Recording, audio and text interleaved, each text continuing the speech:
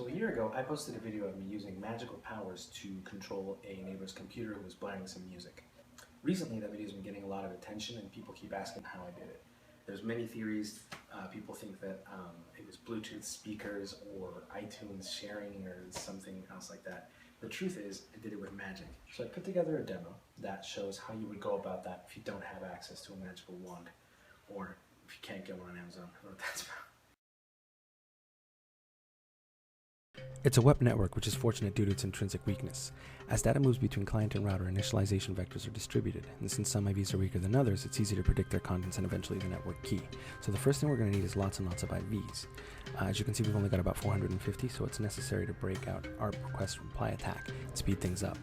I'll be using AirMon to monitor and AirCrack eventually to crack the keys. Now, as you can see, after 20,000 IVs, we were able to get the network key, so now we need to authenticate with the network. Okay, looks like we got in, so now we want to start responder so we can start capturing some of the traffic on the network.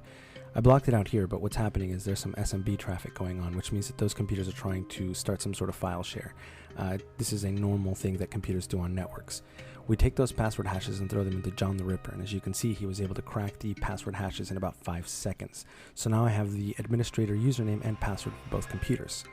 I'm using PSEXE, which basically lets me log in and launch a payload program, but the first computer blocked it because it has NIDs, so I'm going to use veil evasion, and I had no problem.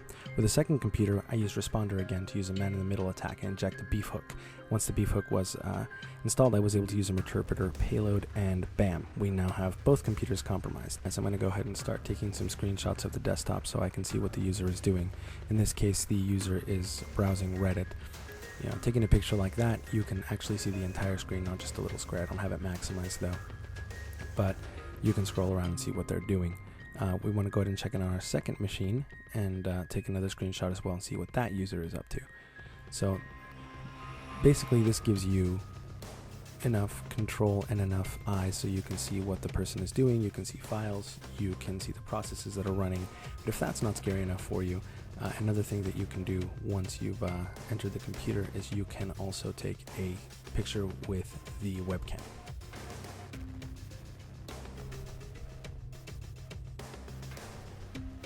Once you've got a interpreter shell, anything is possible.